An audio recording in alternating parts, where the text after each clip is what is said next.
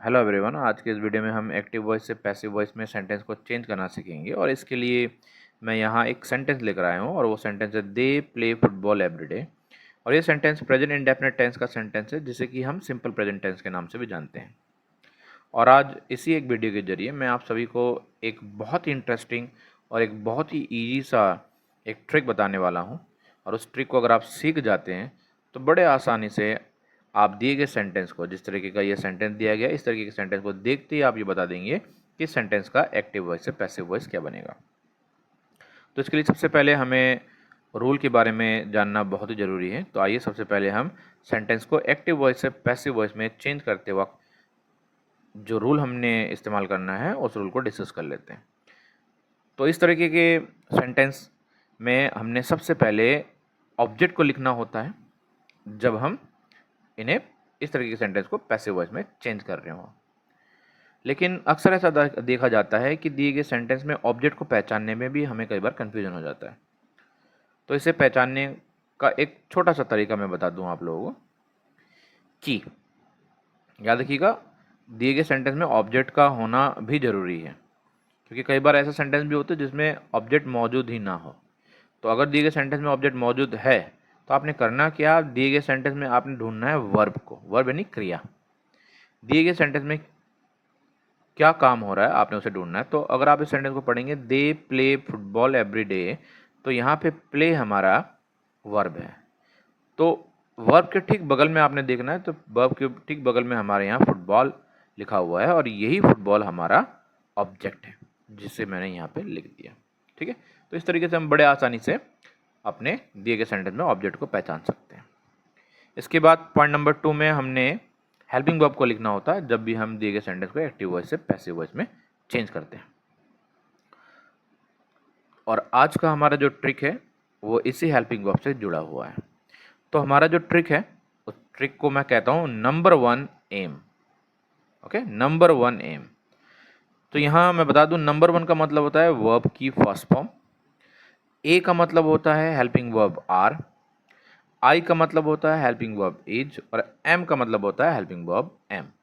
यानी ये ट्रिक हमसे क्या कहता है, ये ट्रिक हमसे ये कहता है कि जब भी किसी दिए गए सेंटेंस में नंबर 1 यानी कि वर्ब की फर्स्ट फॉर्म या वर्ब की फर्स्ट फॉर्म के साथ एस या ई एस आ जाए, तब उस तरह के सेंटेंस को एक्टिव वॉइस से पैसिव वॉइस में बदलते वक्त हम एम यानी कि आर, इज या एम में से किसी एक हेल्पिंग वर्ब का इस्तेमाल करते हैं। और उस हेल्पिंग वर्ब को इस्तेमाल करने के लिए हमने ऑब्जेक्ट को भी देखना होता है, क्योंकि ऑब्जेक्ट के अनुसार ही हमने आर, इज या एम में से किसी एक का इस्तेमाल करना है।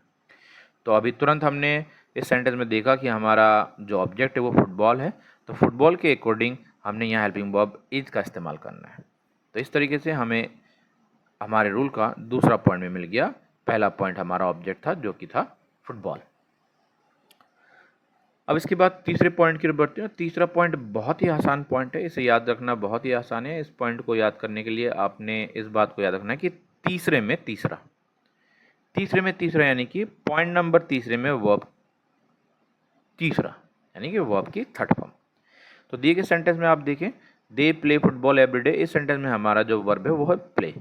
तो प्ले की थर्ड फॉर्म को हमें लिखना है, प्ले की थर्ड फॉर्म हो जाती है प्लेड। ठीक है, तो प्ले का हमारा जो थर्ड फॉर्म होगा वो हो जाएगा प्लेड, जिसको मैंने यहाँ लिख दिया है।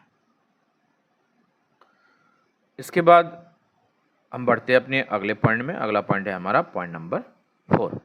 पॉइंट नंबर 4 में हमने लिखना होता है बाय प्लस सब्जेक्ट को। तो देखेंगे इस सेंटेंस में हमारा जो सब्जेक्ट है वो सब्जेक्ट है दे, क्योंकि यही इस सेंटेंस में क्रिया यानी कि जो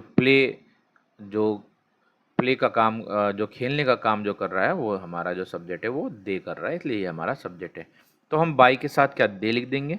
तो नहीं, बाय के साथ हमने दे को नहीं लिखना है। इसका सीधा सा कारण ये है कि हमसे हमारा ये रूल ये कहता है कि एक्टिव वॉइस से पैसिव वॉइस में सेंटेंस को चेंज करते वक्त हमने क्या करना होता है, सब्जेक्ट को ऑब्जेक्टिव केस में लिखना होता है। तो ये मैं एक छोटा सा आपके लिए टेबल लेके आया। इस टेबल के जरिए हम देखेंगे कि दे किस केस में है। तो आप देखेंगे कि दे जो है ये हमारा नॉमिनेटिव केस में। तो हम बाय के साथ दे को नहीं लिख सकते क्योंकि रूल हमसे कहता है कि हमारा सब्जेक्ट ऑब्जेक्टिव केस में होना चाहिए। तो आइए ढूंढते हैं दे का ऑब्जेक्टिव केस क्या होगा। तो देखिए ये रहा ऑब्जेक्टिव केस और दे का ऑब्जेक्टिव केस होता है देम, इसलिए मैंने यहाँ बाय के साथ देम को लिखा। इस तरीके से हमारा चौथा पॉइंट भी हमें मिल गया। इस तरीके से अब हम पहुँचते अपने पाँचवें पॉइंट में। पाँचवें पॉइंट के तौर पर, रूल के पाँचवें पॉइंट के तौर पर हमने क्या करना होता है, दिए गए सेंटेंस में जो कुछ भी, यानी कि object, helping verb, point number 1 object, point number 2 helping verb, point number 3 verb की थर्ड फॉर्म और by plus subject, point number 4 के बाद जो कुछ भी बच जाता है वही हमारा रिमेनिंग होता है। तो इस पूरे सेंटेंस में अगर आप देखें तो हमारा जो यहाँ जो बच चुका है, जो बचा हुआ है, जो रिमेनिंग के तौर पर बचा हुआ है एवरीडे, और इसी को मैंने यहाँ पे लिख दिया। इस तरीके से बड़ी आसानी से इस रूल को सीखते हुए और आज के अपने इस ट्रिक यानी कि जो नंबर 1 एम, जो ये ट्रिक हमने इस्तेमाल किया, इसके अकॉर्डिंग हमने ये जो सेंटेंस जो आज हमें मिला था, दे प्ले फुटबॉल एवरीडे, इसका एक्टिव वॉइस से पैसिव वॉइस हमने क्या बनाया, वो हमारा पैसिव वॉइस बना football is played by them everyday.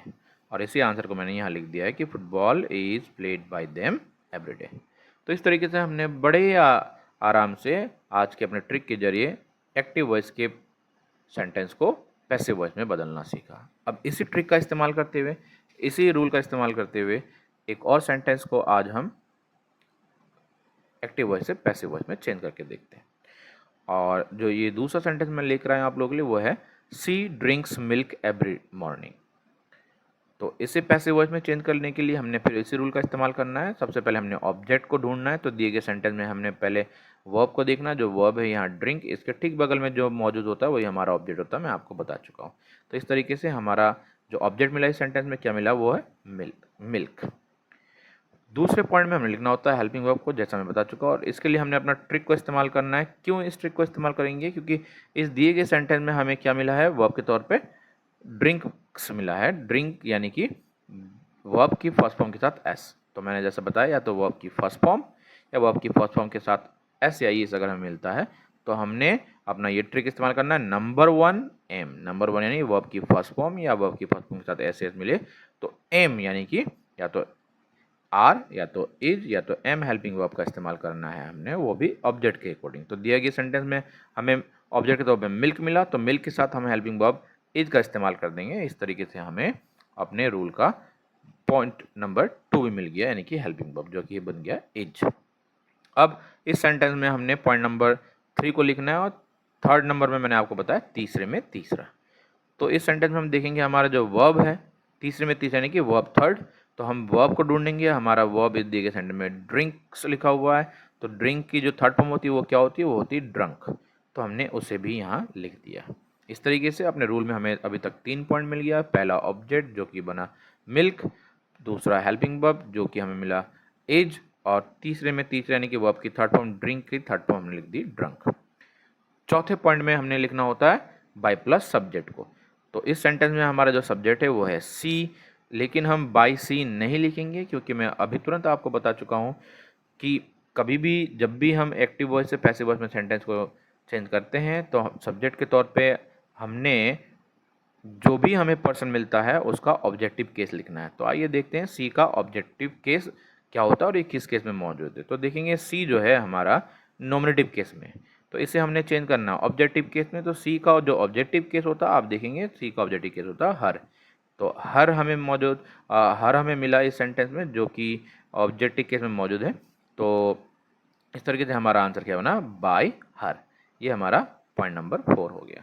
और आखिर में मैंने क्या बताया आप लोगों को, इन सभी पॉइंट के बाद जो कुछ भी बच जाता है यानी कि ऑब्जेक्ट, हेल्पिंग वर्ब, वर्ब की थर्ड फॉर्म और बाय प्लस सब्जेक्ट के बाद जो कुछ भी बच जाता है उसे हमने आखिर में लिखना है रिमेनिंग के तौर पे।